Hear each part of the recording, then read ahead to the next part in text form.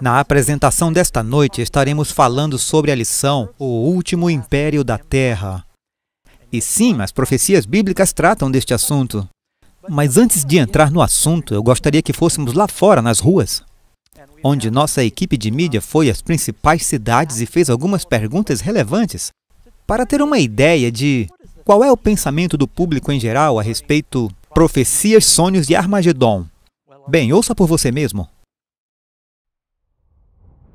Em todo o caminho, há 2.000 profecias que se tornaram realidade. Toda a epidemia de Covid, e então algumas das situações climáticas. Eu acho que o clima tem sido um indicador, sabe, de que Deus está zangado. Eu acho que ninguém poderia prever qualquer coisa no futuro, porque tudo é tão aleatório e tudo é tão, como se fosse impossível determinar para onde as coisas estão indo. Eu acho que todas as coisas são possíveis, se eu ser honesto com você. É possível que alguém mova alguma coisa com a mente? Possivelmente. Eu não posso... Eu sou agnóstico, eu não posso dizer de uma forma ou de outra quem está certo ou quem está errado, porque eu não tenho as respostas. Sim, é possível. Como eu quero dizer... Vamos lá. Quero dizer, por exemplo... se eu disser... Vou respirar no próximo minuto. Isto é conhecer o futuro, correto? Certo? Armagedon, diferente dos filmes, provavelmente seria o fim do mundo. Anjos descerão e os mortos ressuscitarão.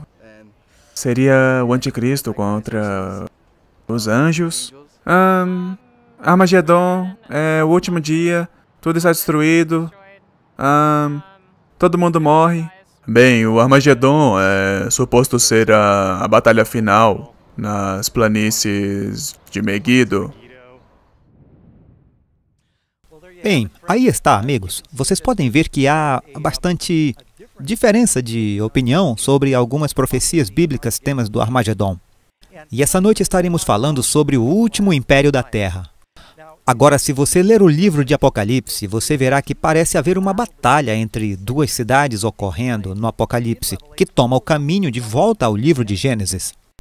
Bem no começo, fala sobre Babilônia, e fala também sobre Babel, naquela época, e também fala sobre Jerusalém, mas era chamado de Salém. E a palavra Babilônia é realmente mencionada. A propósito, Babilônia significa confusão, e você pode ver por algumas entrevistas, há muita confusão sobre profecia bíblica no fim do mundo. Mas a palavra Babilônia realmente é encontrada 7 vezes no livro de Apocalipse.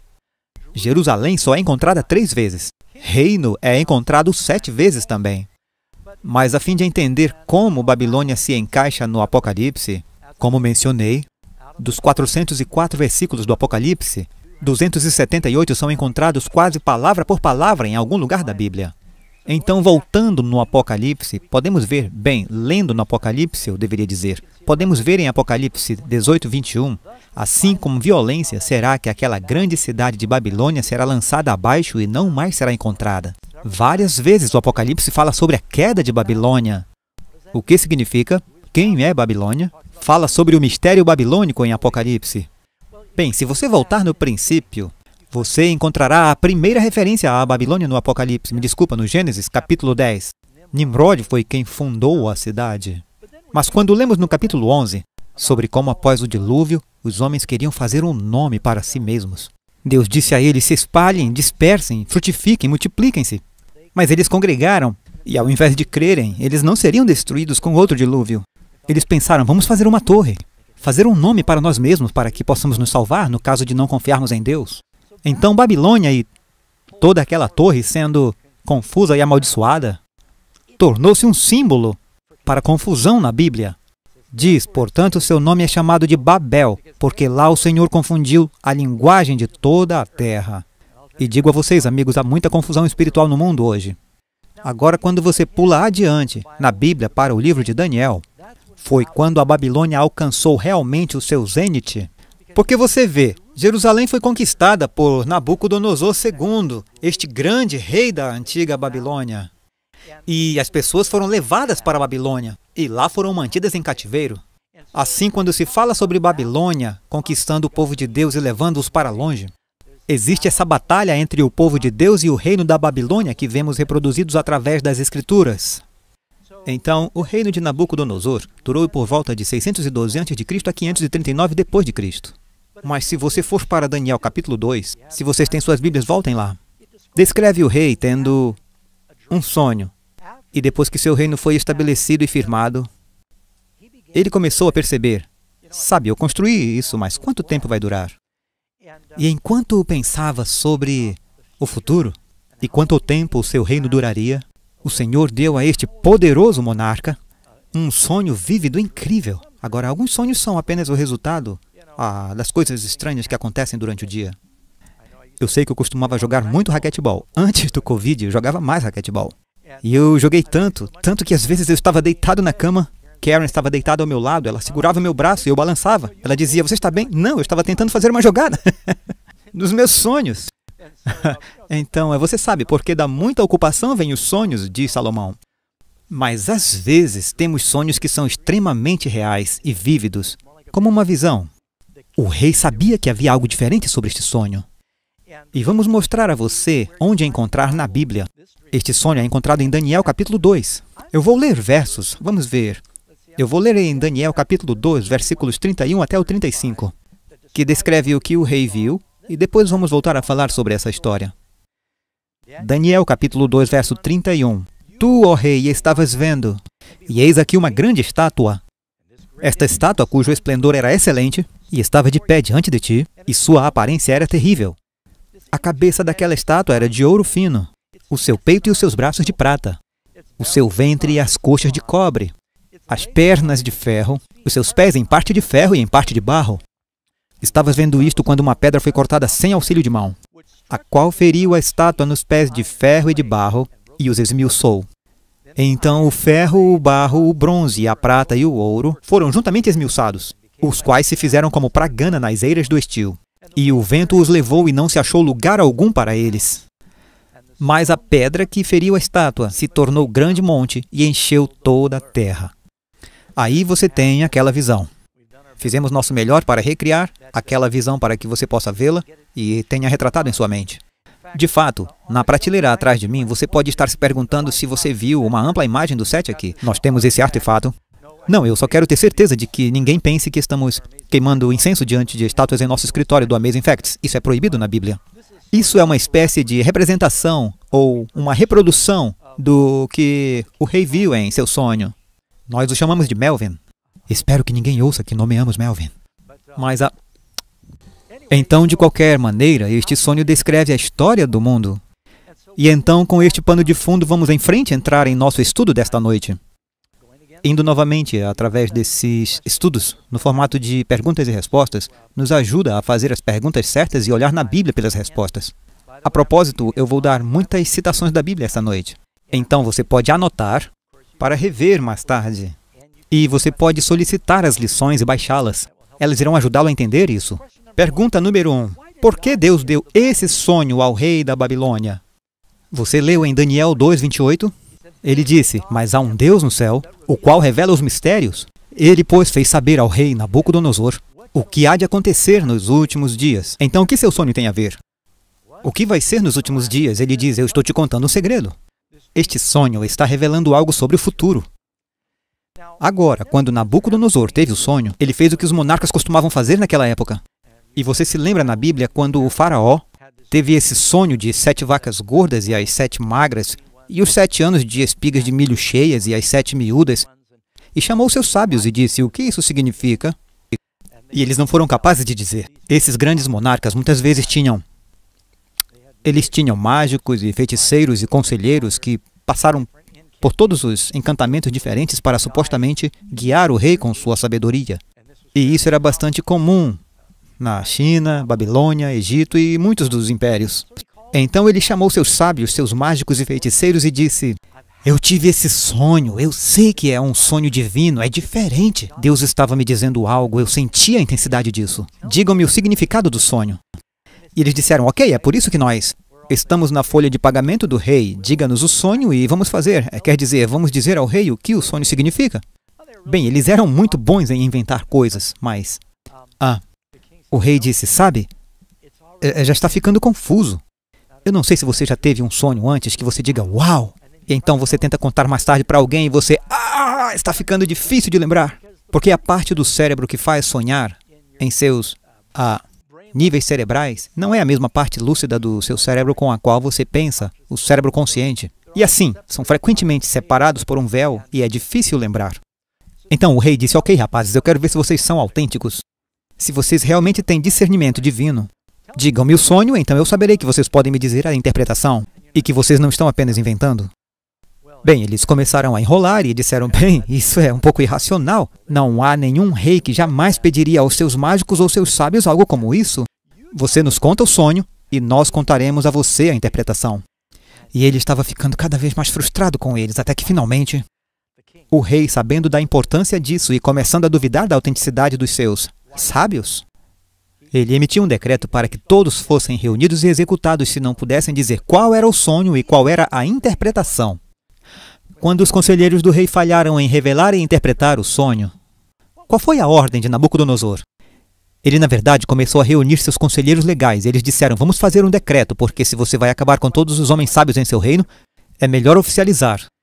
Ele estava reunindo-os e resolvendo a papelada e disse, então, se vocês não podem me contar o sonho, vou mandar executar todos vocês. O rei ordenou destruir todos os sábios da Babilônia. Agora, parte do problema nessa história é que no reino da Babilônia havia 4 hebreus que serviam no gabinete do rei. E eles eram uma espécie de sábios estagiários. Eram juniores, homens sábios, assim dizendo. Você leu no capítulo 1 como o rei os havia testado e encontrado 10 vezes mais sábios do que todos os seus mágicos e astrólogos. Eles não foram convidados para esta primeira reunião onde o rei disse, digam-me meu sonho. Então Daniel foi até o guarda que estava reunindo os sábios e falando sobre exterminá-los. E ele disse, por que um decreto tão apressado? Pergunte ao rei se ele quer saber o sonho, que dê-me um tempo e eu direi a ele. Então, quando Daniel soube sobre o decreto de morte, o que ele pediu ao rei e o que ele disse aos seus amigos? Daniel entrou e ele desejou do rei que ele lhe desse tempo e que ele mostraria a interpretação ao rei. Ele estava protelando. Basicamente, ele está dizendo, me dê 2 dias e eu direi ao rei qual é a interpretação. Como Daniel poderia dizer algo tão ultrajante e audacioso? Como ele sabia que poderia fazer isso? Foi muito arriscado dizer isso. Bem, você sabe que leu em Daniel capítulo 2, diz, então Daniel foi para sua casa. Ele torna a situação conhecida para Ananias, Misael e Azarias. Esses são nomes judaicos para Sadraque, Mesaque e Abednego. Que eles pedissem misericórdia do Deus do céu sobre esse segredo. E Deus deu a esses 4 jovens. E agora veja em Daniel capítulo 1, verso 17, por que Daniel tinha essa confiança? Quanto a esses 4 jovens, Deus deu a eles conhecimento e habilidade em toda literatura e sabedoria. Mas a Daniel deu entendimento em toda visão e sonhos. Isso está no capítulo 1. Por isso Daniel estava confiante no capítulo 2. Ele podia dizer ao rei quanto à questão, qual era a mensagem ou qual era a visão. Mas eles oraram. Eles sabiam que esses segredos só Deus. Se você soubesse que sua vida dependia de uma resposta, que você teria que sonhar o sonho de outra pessoa, seria um encontro de oração muito saudável. Eu tenho certeza de que esses 4 jovens oraram com o coração nessa noite, mas por fim tiveram paz e caíram no sono. E como se sabe, Daniel acabou tendo esse vívido sonho e ele sabia que era o sonho do rei. E no dia seguinte, ele então relatou isso. Pergunta 4. Quando o Senhor revelou o sonho a Daniel, a quem Daniel deu louvor e crédito? Crédito, ele não tomou para si mesmo. Ele sabia que a glória pertence a Deus. Diz que eles se reuniram e agradeceram ao Senhor. Eu te agradeço e te louvo, ó Deus dos meus pais. Há um Deus no céu que revela segredos e é dado a conhecer ao rei Nabucodonosor de como será nos últimos dias. Está enfatizando o contexto sobre o que é este sonho e como este sonho tem relação com você hoje. Então fique atento. Vamos descobrir onde estamos no escopo da história. Temos muitas informações esta noite. A Bíblia diz que Deus e somente Deus pode realmente ver o começo a partir do fim. Isaías 46, versos 9 e 10. Lembrai-vos das coisas passadas desde a antiguidade, que eu sou Deus e não há outro Deus. Não há outro semelhante a mim, que anuncio o fim desde o princípio, e desde a antiguidade as coisas que ainda não sucederam. Deus pode declarar desde os tempos antigos coisas que ainda não aconteceram. Então, no sonho, nós lemos isso e também vimos na tela. Quais são os dois objetos que o rei viu naquele sonho que especialmente se destacaram? Primeiro de tudo, ele disse: Tu, ó rei, estavas vendo e eis uma grande estátua. Agora, eu penso que isto em si é algo muito revelador. Na Bíblia, você sabe qual é o segundo mandamento? Não farás para ti nenhuma semelhança do que há em cima nos céus, nem embaixo na terra, nem nas águas debaixo da terra. Não farás imagens, nem te encurvarás a elas. Mas na Babilônia, eles eram famosos pela idolatria, como eram em muitas das culturas pagãs do mundo. Então, o próprio fato de que esta estátua seja de uma grande imagem, torna evidente que é a imagem de um homem. Veja em Daniel capítulo 7, antes de Daniel capítulo 8, fala sobre essas visões de bestas e diz que elas são bestas. Mas esta aqui, por ter tórax, e braços e pernas e dedos dos pés, nos dá a certeza de que é a imagem de um homem que representa o reino do homem na terra. Quando você vai a Daniel capítulo 3, Nabucodonosor faz uma grande imagem. Isso é 6 côvados por 60 côvados. E provavelmente 6 côvados de largura. 6 côvados de profundidade, 6 de largura, 60 de altura, 666. Você vai encontrar essa imagem também no Apocalipse. E então, essa imagem representava as religiões, os reinos do homem no mundo, que estavam em desacordo ou opondo-se ao reino de Deus. Observe, os sábios do rei não possuíam poder real. Quem deles poderia finalmente dizer ao rei qual era a resposta? O judeu, na corte.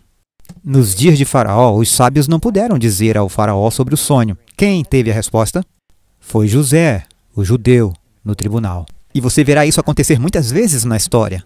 Que Deus deu a seu povo essa sabedoria. É por isso que este livro, a Bíblia, é um livro. Paulo diz: Deus confiou os oráculos sagrados à nação dos judeus. E assim você tem esses dois polos opostos. Este ídolo é apenas uma imagem, é um ídolo grande. Representa a falsa adoração.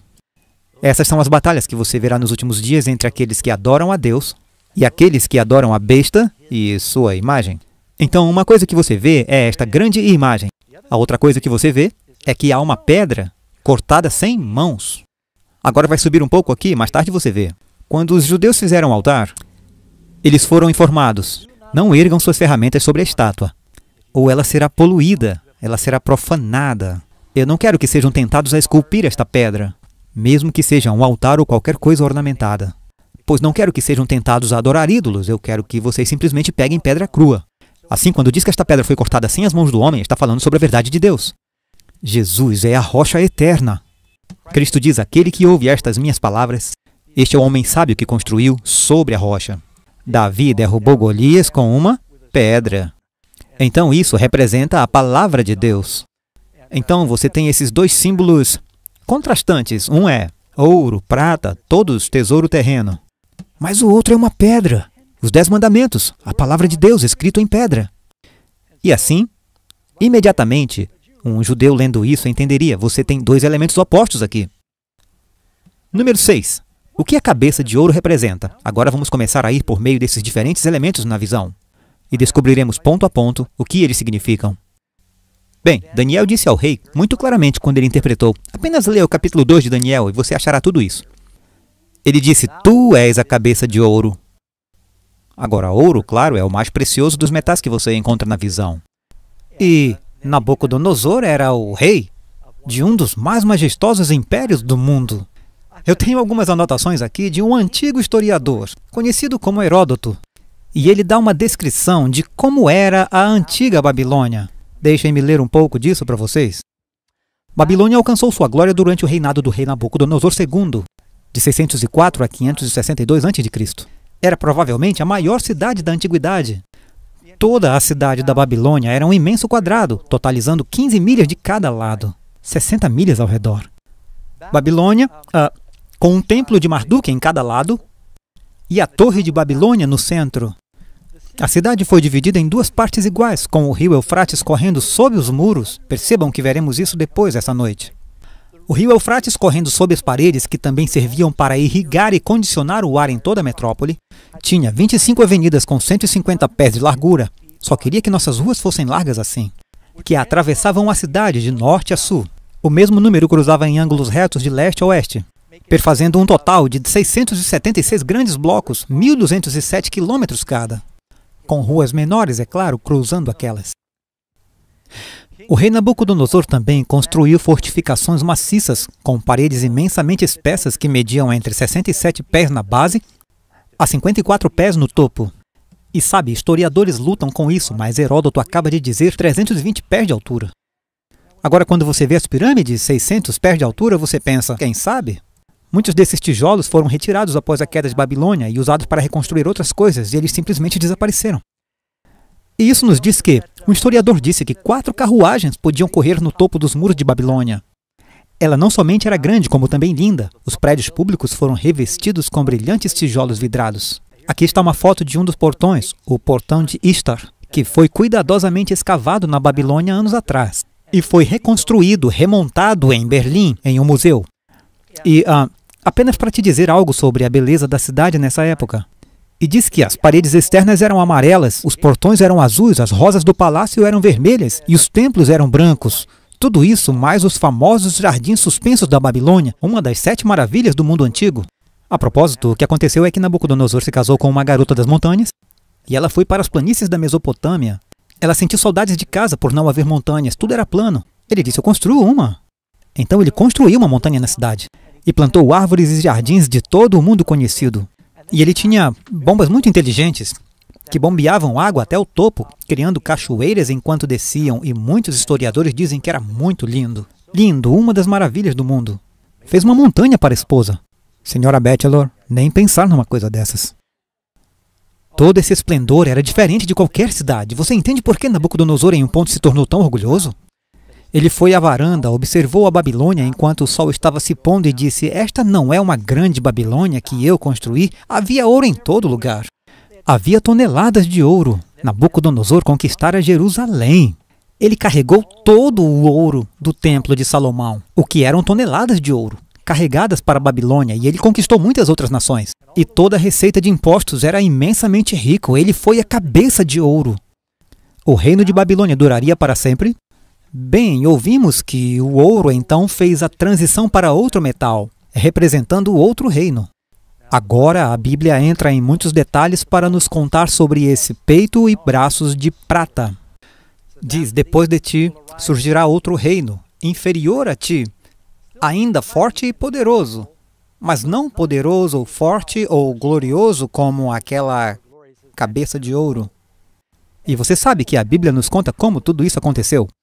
E eles estavam fazendo uma escavação em torno da Babilônia e eles encontraram uma tabuleta inscrita por Nabucodonosor. É a Exágila. E a tabuleta da Babilônia diz, eu estabeleci o nome do meu reino para sempre. Ele queria que seu reino durasse para sempre. Vamos descobrir em outra apresentação como ele fez um esforço para durar para sempre. Mas como todos sabemos, a Babilônia não durou para sempre. E na Bíblia, em Daniel capítulo 5, ele fala sobre a queda de Babilônia. Eu acho que a maioria de nós já ouviu a expressão maus presságios. Eu não sabia o que isso significava a maior parte da minha vida, até eu pegar a Bíblia. E descobri que isso veio de uma história que você encontra na Bíblia. Babilônia, finalmente Nabucodonosor morreu. O seu filho, Evil-Merodach, reinou por pouco tempo. Ele foi assassinado. E então Nabonido reinou.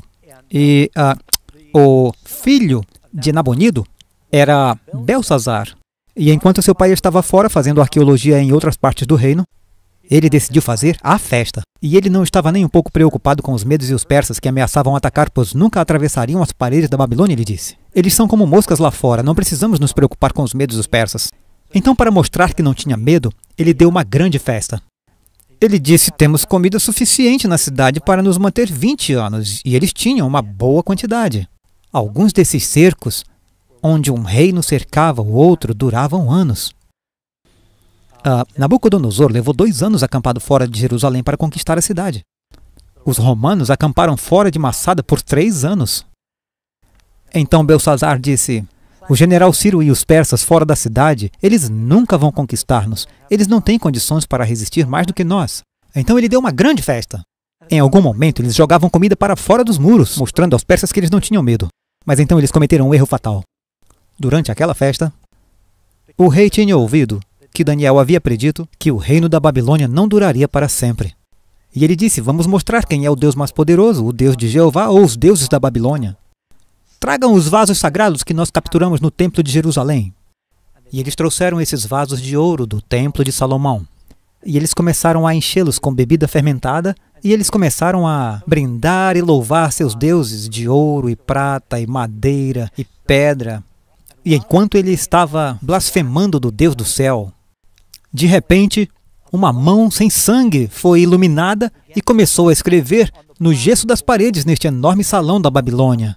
É dito que eles possuíam um salão de banquetes com 400 metros de comprimento. Havia pavões carregando carruagens de ouro com bebidas andando em volta, significa que eram muito majestosos. E ali naquele salão de banquetes, palavras começaram a ser escritas. E a Bíblia diz que os joelhos do rei começaram a bater juntos e seus lombos estavam soltos. Agora, essa frase, lombos soltos, pode ser traduzida que ele molhou as calças. Isso é apenas o que significa que ele ficou tão assustado que seus joelhos começaram a tremer. Ele não teve uma visão ampla disso. Quero dizer, o que você faria? Ele olhou para cima e viu essas palavras, Mene, Mene, Tekel, Parsim, escritas nas paredes, e o sangue sumiu do seu rosto. Então ele diz, tragam-me os sábios. Eu acho que ele aprendeu isso com Nabucodonosor. Para que eles me digam. E eles vieram. Eles não tinham ideia do que significava e estavam com muito medo. E finalmente a rainha mãe disse, você sabia que há um homem em seu reino? Que seu avô conhecia e até mesmo os homens sábios o tratavam como se ele fosse o mais sábio dos sábios. Ele ainda está vivo. Finalmente o rei chama Daniel e Daniel diz, eu vou te dizer o que está escrito. O rei diz, eu vou recompensar, vou torná-lo o terceiro governante do reino, eu te darei uma corrente dourada. E Daniel diz, guarde suas recompensas, porque eu sei o que a visão diz e você realmente não tem nada para me oferecer. Então ele interpreta para o rei, você ouviu a expressão escrita à mão na parede? As palavras Mene, Mene, Tekel, Parsim significavam, Mene, Deus contou os dias do teu reinado e determinou seu fim. Tekel, pesado fostes na balança e achado em falta. Parsim, teu reino foi dividido e dado aos medos e aos persas. O rei honrou sua palavra, recompensou Daniel, mas na mesma noite em que o rei estava fazendo isso, Babilônia começou a sua queda. E a queda de Babilônia foi predita na Bíblia mais de 150 anos antes. Você lê em Jeremias 25:12, castigarei o rei da Babilônia e a sua nação, diz o Senhor, por sua iniquidade, e a terra dos caldeus, e eu farei disso uma desolação perpétua. Apenas uma pequena nota de rodapé interessante que você pode achar fascinante. Como você sabe, Saddam Hussein, que estava, é claro, governando no Iraque por anos, e é ali que fica a antiga cidade da Babilônia, ele se imaginou ser a reencarnação de Nabucodonosor. De fato, ele disse, eu sou Nabucodonosor III, porque o Nabucodonosor da Bíblia era o segundo. E ele fez toda essa propaganda dizendo que era parente, embora não haja absolutamente nenhuma documentação disso. E ele tinha a carruagem de Nabucodonosor reconstruída. Ele tirou fotos de si mesmo e também tinha moedas carimbadas com sua imagem. E ele fez com que o artista se certificasse de que seu rosto e o retrato de Nabucodonosor se parecessem para que as pessoas pensassem que ele era uma reencarnação do antigo rei. E uma das razões é porque ele conhecia o que os judeus disseram, você nunca vai unir o mundo árabe. Babilônia ou Iraque nunca será um império mundial. Porque Deus disse que aquela cabeça de ouro iria passar, e as profecias de Isaías dizem que ela nunca será reconstruída. Dê uma olhada em algumas delas agora, antes de tudo. Saddam Hussein, eu diria, tentou reconstruir Babilônia. Ele gastou mais ou menos 500 milhões de dólares tentando restaurar as ruínas da antiga cidade. Ele foi interrompido 2 vezes por causa das 2 fases da Guerra do Golfo. A data para terminar, é claro, não terminou muito bem para ele. Ele foi preso e finalmente executado. E neste mesmo dia, as ruínas são somente ruínas, como a Bíblia predisse. Ele tentou derrubar e confundir a profecia bíblica, e você não pode fazer isso. Aqui está o que Isaías disse sobre a Babilônia. Alguns acham que a Babilônia será reconstruída. Vocês não estão lendo suas Bíblias. Isaías capítulo 13, verso 19. E Babilônia, a glória dos reinos, a beleza do orgulho dos caldeus, será como quando Deus derrubou Sodoma e Gomorra. Apenas vá para o extremo sul do Mar Morto e você verá que não há nada lá. Nunca será habitada, nem será estabelecida de geração a geração. Nem o alfinete árabe armará sua tenda lá, será cheia de nada a não ser de tristes criaturas. Sabe o que é interessante? Ela estava situada onde você pensaria ser um bom lugar para reconstruir a cidade. Muitas cidades foram destruídas na guerra e eles a reconstruíram. Jerusalém foi destruída e reconstruída 27 vezes. E ainda está lá. Está em uma montanha. Babilônia, que estava perto do rio Eufrates, foi destruída e nunca foi reconstruída. Aqui está outra profecia, Jeremias 50:38. Uma espada contra as suas águas, e elas secarão. Agora, por que Jeremias diz isso? A Bíblia ainda diz por quem e como Babilônia cairia. Você sabe, eu mencionei que o rio Eufrates corria sob o muro. E enquanto o general Ciro, que logo seria o rei, e seu sogro Dario, o Medo, que era o primeiro rei, estavam acampados, começou o reino Medo-Persa. Eventualmente, os persas meio que absorveram os medos e ficou conhecido basicamente como Reino Persa. Mas Ciro, ele queria conquistar a cidade e sabia que era quase impossível passar pelos muros. Então ele pensou, bem, mas há um ponto fraco aí, o rio corre sob os muros. Agora eles não tinham equipamento de mergulho naquela época. Mas ele teve uma ideia brilhante, ou alguém deu a ele. Havia um leito de lago seco muito grande. Não era longe do Eufrates. E era mais baixo do que o nível do rio. E ele fez seus soldados escavarem essa trincheira enorme, que desviaria a água do Eufrates sobre este leito seco do lago. Então, um dia, assim que o sol estava se pondo, ele os fez tirar a última camada de terra que desviou o Eufrates para essa terra seca, este canal que ele havia preparado. O nível da água baixou. Ele ordenou que os soldados passassem por baixo do muro. E lá estavam os portões internos e externos. Os soldados estavam bêbados da festa de Belsazar. Eles deixaram os portões internos destrancados. Eles destrancaram os portões internos, os portões externos, o exército entrou se arrastando. Eles mataram os guardas e a cidade foi tomada em uma noite. Assim como a Bíblia havia predito. Note que Jeremias disse, as águas vão secar. As águas do Eufrates, amigos, agora também estão secando. E isto é mencionado em Apocalipse. Fala sobre a sexta praga, o Eufrates secando. Então, voltaremos nisso um pouco mais tarde. Aqui diz, porque é uma terra de imagens esculpidas e pelos seus ídolos andam enfurecidos. O que eu disse sobre idolatria, que era um dos principais problemas da Babilônia. Então eles foram por baixo dos muros e destruíram a cidade. Assim diz o Senhor ao seu ungido. Agora, isto está escrito em Isaías 45. Vocês leem suas Bíblias. Vocês sabem, Isaías viveu e morreu muito antes de eles serem levados para a Babilônia. Ele viveu muito antes de Nabucodonosor, muito antes de Ciro. Deus nomeia aquele que conquistaria Babilônia e libertaria o seu povo pelo nome, 150 anos antes de ele nascer. Estudiosos da Bíblia são tão mistificados com tudo isso que eles pensam, como pode ser isso? Que você possa saber o nome de alguém que seria o governante com tanta precisão. Assim diz o Senhor ao seu ungido, quer dizer, você é o nosso escolhido. A Ciro, a quem tomo pela mão direita, para abater as nações diante de sua face, e descingir os lombos dos reis, para abrir diante dele as portas, ou seja, os portões internos, e as portas não se fecharão. E foi exatamente o que aconteceu historicamente. Realmente, você pode ir ao Museu Britânico e um dos grandes artefatos lá, eu estive lá e eu vi isso, é o cilindro de Ciro. E neste cilindro em cuneiforme que eles escrevem lá, ele diz com que facilidade Babilônia foi levada e, quando chegou ao poder, ele deixou os cativos dos babilônios saírem livres, que, é claro, incluiu o povo judeu. Tudo isso aconteceu. E eu simplesmente fico animado em pensar como as pessoas duvidam da palavra de Deus nessas profecias. Para que façamos então a transição para este próximo reino, o reino da Pérsia, que também era um reino poderoso. Agora observe algo acontecendo conforme avançamos aqui. Cada império, você passa do ouro para a prata, está diminuindo em valor, crescendo em força. A prata é mais forte que o ouro, o bronze é mais forte que a prata. Estão vendo? O Império Persa tinha fronteiras maiores do que Nabucodonosor. E cada império dura mais do que o anterior. Então há algumas sequências muito interessantes que estão acontecendo nesta visão, que são mesmo um mistério. E aqui está uma imagem de algumas das antigas ruínas de Persépolis. Polis é uma palavra grega que significa cidade. Deve significar a cidade dos persas. Era a sua capital e também era magnífica. E pela quantidade de governantes, a Pérsia durou um pouco mais do que a Grécia ou o reino babilônico. E isso foi de 539 a.C. a 331 a.C. E então passamos para o próximo império. Pergunta 8. Que metal seria representado no reino que se seguiu, Medo-Pérsia? Bem, você leu em Daniel capítulo 2, verso 39, outro terceiro reino de bronze teria domínio sobre toda a terra. E toda criança em idade escolar sabe sobre Alexandre o Grande. E este exerceu uma grande extensão da influência grega e helenização que passou por todo o Oriente Médio e partes do Mediterrâneo naquela época.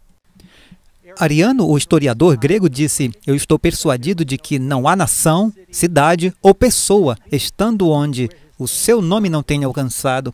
As façanhas e o gênio militar de Alexandre o Grande foram notados por muitos na história, e ele foi incrivelmente corajoso. Os seus soldados eram tão leais que, se ele os ordenasse a marchar a um penhasco, eles não o questionariam. Eles marchariam. E ele era muito bom para eles, porque ele os liderava na batalha. Ele não apenas dizia, vão à luta. Ele costumava estar em seu cavalo atacando. Algumas vezes, Alexandre foi o primeiro a subir do muro. Eles eram inspirados por sua coragem. Uma vez ele foi ferido seriamente e quase morreu. Mas ele foi extremamente corajoso. Ele quase se sentia como se ele fosse invencível. E é estranho que ele nunca tenha morrido em batalha. Estou convencido de que o mundo inteiro tenha ouvido falar dele. Para mim, parece ter sido alguma mão divina presidindo seu nascimento e ações. Agora, isso é interessante. Uma biblioteca histórica. Até mesmo historiadores olhando para a vida de Alexandre o Grande, parece que houve alguma mão divina. Alguns deles diziam que foram os deuses gregos e outros deles diziam que talvez fosse o Deus da Bíblia. Todos discordam, mas dizem que existem tantos eventos notáveis em sua vida que parece que havia alguma mão divina que estava dando a ele a vitória sobre o exército muito maior, que eram os persas.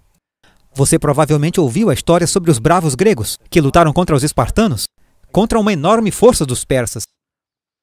Agora, há um fato interessante na história, que você pode ler isso nos escritos de Joséfo, que você pode encontrar online, que quando Alexandre o Grande finalizou sua conquista a Tiro, é interessante que todos os outros reis tentaram conquistar Tiro e foram mal-sucedidos, porque a capital de Tiro ficava fora da costa, ao norte de Israel, e era uma ilha.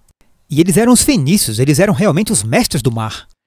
Alexandre disse, olha, se não podemos conquistar por mar, vamos conquistar por terra. E os soldados disseram, como você fará isso? Ele disse, vamos tomar as ruínas da antiga cidade de Tiro. Vamos empurrá-los para o mar, vamos construir uma ponte e vamos conectá-lo com a terra. E assim fizeram, ele estava comprometido. Se alguém não se rendesse, ele ia atrás. Eles basicamente construíram sob constante fogo do povo da cidade. Eles construíram a ponte e conquistaram a cidade de Tiro. Bem, nesse momento ele diz, Jerusalém é a próxima. Mas quando ele estava descendo para Jerusalém para conquistar a nação judaica, os sacerdotes liderados pelo sumo sacerdote saíram da cidade, avançaram até eles vestidos em suas vestes sacerdotais e traziam um pergaminho com eles. E o rei ficou tão impressionado quando os viu que saiu de seu cavalo. Ele caminhou até o sumo sacerdote e seus soldados ficaram pasmos e pensavam que ele estava indo para atacá-los. Ele desceu do cavalo, caminhou até o sacerdote, curvou-se e adorou a Deus. E seu general perguntou-lhe mais tarde, por que você se curvou diante dele? Ele disse, eu não estava adorando o sacerdote. Eu estava adorando o seu Deus. E o sacerdote tinha essas vestimentas e ele estava usando a mitra e uma pequena placa de ouro que dizia santidade ao Senhor acima de sua cabeça. Alexandre disse, quando eu estava na Macedônia, eu tive um sonho. Conversamos sobre grandes monarcas tendo esses sonhos proféticos. Ele disse, eu tive um sonho e um homem vestido com essas vestimentas me disse, você deve avançar e conquistar os persas. Então eu nunca vi ninguém nessas vestimentas até agora. Então os persas, por meio de um tradutor, mostraram a ele o pergaminho de Daniel. Onde no pergaminho de Daniel, ainda não chegamos lá, mas na verdade menciona Grécia como o reino que governaria e conquistaria os persas. Ele viu isso e não atacou Jerusalém. Ele os deixou seguir em paz. E essa é uma parte muito interessante da história. Bem, ele partiu dali e finalmente seguiu seu caminho para a Babilônia e foi até as fronteiras da Índia. Eu li em algum lugar que em 11 anos Alexandre com seu exército marchou 35 mil quilômetros. E é brilhante. Você provavelmente já ouviu a história que diz que ele percebeu que não havia mais mundos para conquistar. Então ele apenas sentou, chorou e morreu. Não foi exatamente o que aconteceu, mas ele queria continuar lutando. E os soldados estavam longe de casa por anos. Eles disseram, já basta. E então ele se estabeleceu na Babilônia. Ele deu uma festa com bebedeira e ele morreu de envenenamento por álcool. Envenenamento, alguém pode ter tentado envenená-lo. Ou da malária, eles não têm certeza. E enquanto ele estava morrendo, seus generais e aqueles ao seu redor perguntaram, quem vai governar em seu lugar, pois seu filho ainda era muito jovem? E Alexandre disse, o mais forte. Foi o que aconteceu, seu reino foi dividido em 4 partes. Bem, é interessante que o sistema monetário dos persas era a prata. Os gregos, as suas armaduras eram de bronze. E assim você segue do ouro, que era uma moeda principal lá na Babilônia, para a prata, moeda principal para os persas. Os gregos também usavam cobre em suas moedas, mas eles usavam bronze em sua cota de malha, em sua armadura. E o reino de Alexandre, ainda maior, durou mais do que o dos persas. E novamente, o bronze é mais forte do que a prata. Mas não durou para sempre. Ele conseguiu conquistar o mundo, mas não conquistou a si mesmo. Então, o período da Grécia foi de 331 a.C. a 168 a.C., quando eles se envolvem com o próximo Império Mundial. E essa é a pergunta número 9. Qual metal representa o 4º reino? Você pode ler aqui em Daniel, capítulo 2, verso 40. O 4º reino será tão forte quanto o ferro. E eu creio que todo estudante sabe que o reino que se seguiu à Grécia foi o reino de Roma. Na verdade, Edward Gibbon, que escreveu aquele clássico, tenho certeza de que ninguém leu tudo, alguns historiadores, volumes, ele passou sua vida escrevendo o declínio e a queda do Império Romano. Ele até disse que as imagens, veja a linguagem que ele usou, as imagens de ouro ou prata ou bronze que pode servir para representar as nações e seus reis, foram sucessivamente quebradas pela monarquia de ferro romana. Veja, Roma tinha dominado o armamento de ferro, eles aprenderam rapidamente a reproduzir o ferro. E se você tivesse uma espada de ferro nos tempos da Bíblia, você poderia lutar contra alguém com uma espada de bronze, você poderia cortar sua espada e quebrá-la, era muito mais forte. E sabemos que foram as armas de ferro dos romanos que foram para Belém e mataram os bebês sob a ordem de Herodes. Foi o governador romano, Pôncio Pilatos, que mandou chicotear Jesus com um cabo de 9 caudas de ferro, e foram os soldados romanos que cravaram os pregos em suas mãos e pés, pregos de ferro. Foi um soldado romano que pegou uma lança e a enfiou na lateral, e um outro centurião romano que ficou ao pé da cruz e disse: verdadeiramente, este era o Filho de Deus. Não há dúvida sobre quem estava governando o mundo durante este tempo. A monarquia de ferro romana. E havia romanos guardando a tumba. Quando Jesus ressuscitou dos mortos, louvado seja Deus, mas eles não puderam mantê-lo no túmulo, mesmo pondo um selo romano em seu túmulo. O anjo rompeu o selo e Jesus saiu. Eu sempre quis ver a expressão no rosto de Pilatos quando ele recebeu a notícia. Roma governou de 168 a.C. a 476 a.C. Um reino muito poderoso. Agora, uma razão que eu acho para Deus esperar até o tempo dos romanos antes de ele enviar seu filho ao mundo. Durante o reinado de Augusto César, eles tinham o que eles chamam de Pax Romana, a paz romana. Houve um período, por causa do punho de ferro com que Roma governou, com uma relativa paz. E durante esse tempo, as estradas... Você ouviu falar das estradas romanas? Todas as estradas levam a Roma. Eles desenvolveram o melhor sistema de comunicação. Coisas e notícias viajavam rápido, por causa das estradas e o comércio. E essa foi a melhor hora para derramar o Espírito Santo.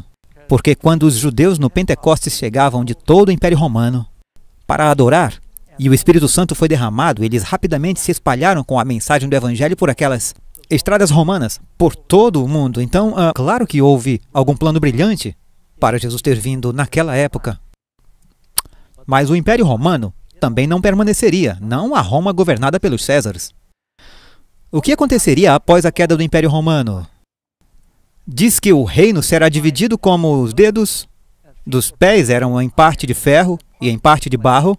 Assim, por uma parte o reino será forte e por outra será frágil. Agora, Roma não foi conquistada por nenhum império. É verdade que os bárbaros e os hunos, como Átila o Huno, eles vieram e causaram estragos sobre o Império Romano.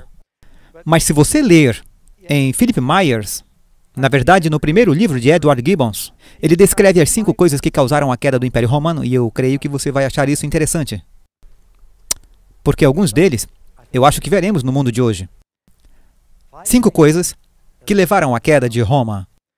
O enfraquecimento da dignidade e da santidade de Roma. O aumento de impostos e gastos do dinheiro público com pão e circos. Os tolos enlouquecidos por prazer, com o esporte se tornando mais excitantes e brutais. A construção de armamentos, quando o real inimigo era a decadência do povo. a decadência da religião com o enfraquecimento da fé em mera forma. Philip Meyer, em seu livro Roma, Ascensão e Queda, fez esta observação sobre os romanos. Quase desde o começo, a condição romana era grosseira e imoral. Essa foi uma das principais agências para a qual deve ser atribuído o enfraquecimento do que originalmente tinha sido uma vida moral e sã da sociedade romana, no período de Otaviano ou Augusto César. Ele era um general forte, mas acreditava na importância da família, no lar, no casamento. Mas com a sucessão do próximo César, muitos deles eram bem depravados, como Nero, que eles começaram a desmoronar. Roma não foi destruída de fora, foi corroída de dentro para fora. Diz, tão absorto o povo se tornou nas representações indecentes do palco que perderam toda consideração e cuidado com as questões da vida real. E sabe, eles nem tinham HDTV naquela época. Mas eles ficaram tão distraídos com entretenimento. E você se pergunta o que aquele historiador diria sobre o mundo hoje? Você se pergunta quanto tempo mais algum império pode durar com o que está acontecendo no mundo e a imoralidade? Então Roma meio que se desintegrou e caiu em 10 diferentes reinos. E assim como os pés da imagem diz que você pega os 10 dedos e os pés onde o ferro é misturado com o barro, ainda havia a influência romana, o ferro, mas foi misturado com o barro. E você conhece os nomes antigos, os vândalos na África do Norte, os lombardos na Itália, os ostrogodos, os heruli, os alamani, os borgonheses, os francos, que chamamos de franceses, os alamances seriam os alemães, os anglo-saxões, os visigodos, os suíva, o português, o espanhol. E esses, é claro, são nomes mais modernos. Mas agora isso nos leva mais embaixo, ao último elemento aqui, que são os pés de barro e de ferro. Agora eu acho muito interessante o pé de ferro e barro. Aqui está um pequeno fato incrível. Este é o Panteão, e é um dos edifícios de concreto mais antigos do mundo. E ele foi construído com cimento romano antigo, mas não foi reforçado. Tem 2.000 anos. Eu imagino que a vista ainda está de pé. Incrivelmente, ele sobreviveu a vários terremotos. Ele ainda está lá até hoje. E realmente faz você se perguntar, não foi por volta de 1867 que o concreto reforçado foi desenvolvido? Deixe-me compartilhar com você um fato incrível sobre isso. Aqui, o concreto é mais usado do que qualquer outro material feito pelo homem no mundo. Por que eu estou dizendo isso? O que é concreto? O que Daniel viu? Os pés são feitos de ferro e argila. Eu me pergunto como um profeta descreveria o material de construção número 1 do mundo hoje. O concreto é o material feito pelo homem mais usado no mundo. Além disso, o concreto é a segunda substância mais consumida no mundo. Significa que as pessoas comem depois da água. A indústria sozinha vale mais de 37 bilhões e emprega mais de 12 milhões de funcionários só nos Estados Unidos. 10 bilhões de toneladas de concreto são produzidos todo ano. É o material de construção número 1 do mundo. Em todo o mundo. Agora, os impérios são construídos a partir de ferro e argila. Muito interessante. Então, teriam esses reinos? Deixem-me voltar e ler a pergunta 11 novamente. Esses 10 reinos teriam sucesso ao se unirem novamente? O que o profeta disse? Misturar-se-ão com semente humana. Isso significa que eles se casam entre si e com seus descendentes. Mas eles não vão se unir um ao outro, assim como o ferro não se mistura com a argila. Se você quebrar qualquer concreto, ainda vai encontrar o ferro. Você ainda encontrará o barro. Eles não se misturam, como o óleo e a água. Só uma pequena nota de rodapé da história. A Rainha Vitória, até a Rainha Elizabeth II, que é a rainha atual, reinou por mais tempo na história. Eu acredito que o seu reinado durou 63 anos. Seus descendentes, incluindo 40 netos, casaram com quase todas as famílias reais da Europa. Eles tentaram desesperadamente reunir a Europa. Cansados de tanta guerra, eles disseram, se nós apenas nos casarmos, poderemos ter uma paz duradoura. Mas não funcionou. Eles tentaram misturar-se com os assentos dos homens. É exatamente o que aconteceu durante esse tempo. Havia todos esses casamentos arranjados, quer gostassem uns dos outros ou não, quer vissem um ao outro ou não. Entre o espanhol e o inglês, entre os alemães e o suíço, e todos esses impérios diferentes tentando forjar através do casamento alguma aliança. Mas continuou, evoluindo para a guerra. Basta você olhar nos livros de história. Todos eles sobre Átila, o Huno, Carlos Magno, Napoleão, Hitler, Guilherme da Alemanha. Você sabe o que significa Kaiser? É César em alemão. Você sabe o que significa Czar? Significa César em russo. Todos eles queriam reformar aquele império romano. E a influência romana, o ferro, ainda estava ali misturando tudo. Os calendários, muitos dos governos foram baseados nas fundações romanas. E agora isso nos leva ao próprio fim dos tempos. Quem vai estabelecer o reino final? Aqui diz, nos dias desses reis, o Deus do céu estabelecerá um reino que nunca será destruído. Agora isso está falando sobre aquela pedra que vem dos céus, cortada sem as mãos do homem, que vai destruir o ídolo. Agora sai de sua boca uma espada afiada que com isso deve atacar nações. E ele mesmo, voltamos a Apocalipse, onde começamos, ele mesmo os governará com uma vara de ferro. Ele destruirá com a única coisa que pode destruir o ferro, que é mais ferro. E o reino de Jesus é aquele que vai durar para sempre. O que a pedra faz para os outros reinos mundiais? Diz que a pedra foi cortada sem mãos. Percebem aqui, sem mãos novamente? Ferirá a imagem nos pés. Significa que vai acontecer nos últimos dias. Não está falando sobre o ferro quando Cristo veio pela primeira vez. Fala dos pés, quando Cristo vier pela segunda vez. Golpeá-los nos pés que eram de ferro e barro, e os quebrou em pedaços. Observe que diz sem mãos. Perceba o que Jesus disse. Em seu julgamento, eles disseram que o ouvimos dizer: eu vou destruir esse templo que é feito com as mãos, e dentro de 3 dias vou construir outro. Sem o quê? Sem mãos. Está falando sobre o reino de Deus, o reino de Cristo. E ele vai voltar, e ele então destruirá os reinos do mundo. E seu reino será eterno e preencherá toda a terra.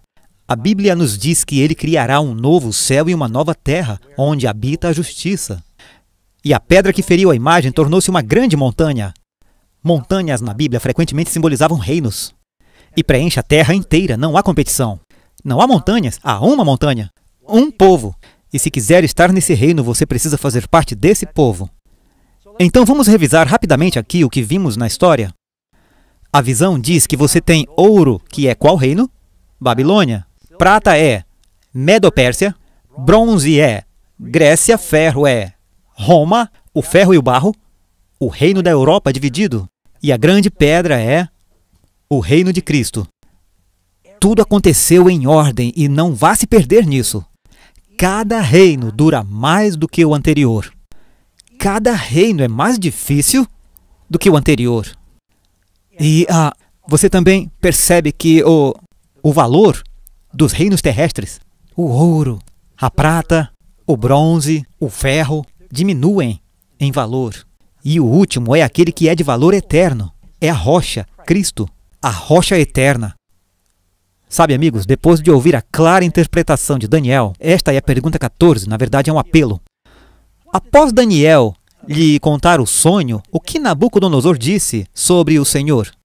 Respondeu o rei a Daniel: certamente o vosso Deus é Deus dos deuses e Senhor dos reis e revelador de mistérios.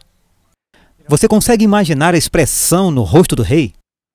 Quando Daniel não só disse, deixe-me dizer qual foi o sonho, e depois ele diz, agora vou falar a interpretação. Enquanto Daniel relatava o sonho, tenho certeza de que os olhos de Nabucodonosor brilhavam de reconhecimento. Ele dizia, sim, sim. Ele provavelmente ficou perplexo. Ele queria adorar Daniel e queimar incenso. Quando viu aquilo, este homem tinha o conhecimento dos deuses revelado a ele. Este sonho se desenrolou perfeitamente na história. Daniel continua dizendo, o sonho é certo. E a interpretação é correta. É como João, quando ele fecha o livro de Apocalipse, que ele diz, eu, João, vi essas coisas e essas palavras são verdadeiras. Amigos, acreditem na palavra de Deus. Nada do que está acontecendo no mundo hoje surpreendeu o Senhor. Tudo está acontecendo conforme o cronograma. Espero que você perceba a próxima coisa na agenda, de acordo com esta visão, é a vinda de Cristo muito em breve. Agora existem outras coisas específicas que vão acontecer e que estudaremos durante o seminário. Mas eu só quero que você saiba que isso não vai falhar. Agora vou ilustrar bem rápido para encerrar.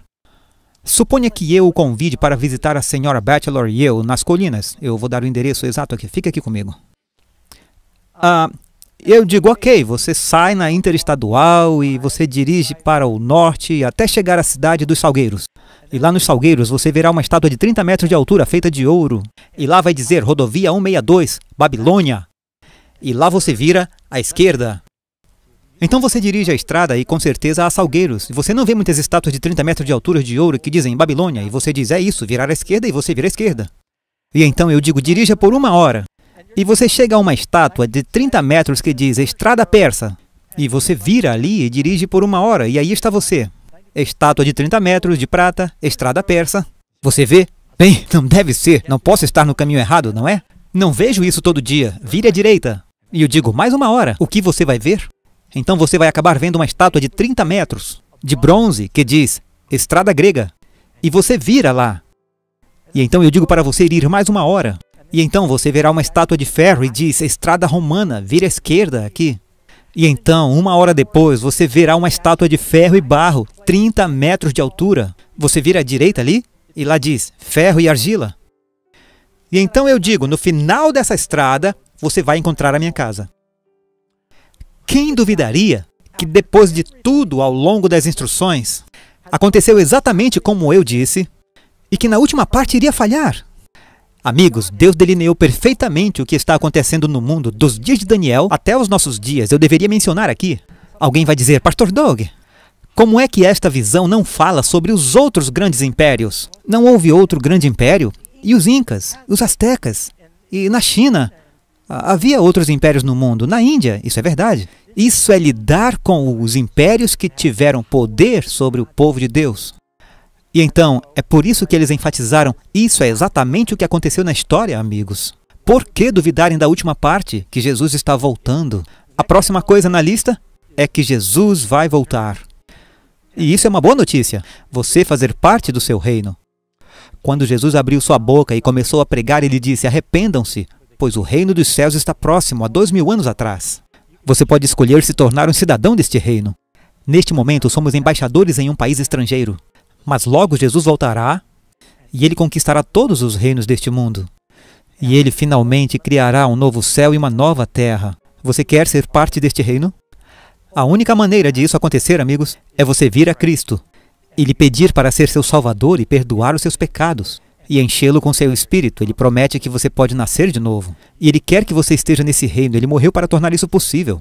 Espero que você peça a ele agora. Deixe-me orar com você antes de terminarmos, não vá a lugar nenhum, porque o pastor Ross e eu estaremos de volta depois com questões bíblicas. Pai do céu, estamos muito gratos que o Senhor nos deu a verdade em sua palavra, e essas poderosas profecias que são extremamente claras. Senhor, sabemos que a próxima coisa a acontecer é que o seu reino virá, que todos os ídolos e as falsas religiões e a confusão do mundo serão transformadas em pó e sopradas para longe, mas o teu reino será aquele que durará de eternidade a eternidade. E eu oro para escolhermos agora, sermos introduzidos nesse reino através do sangue do teu Filho Jesus. E oramos por isso em seu nome. Amém.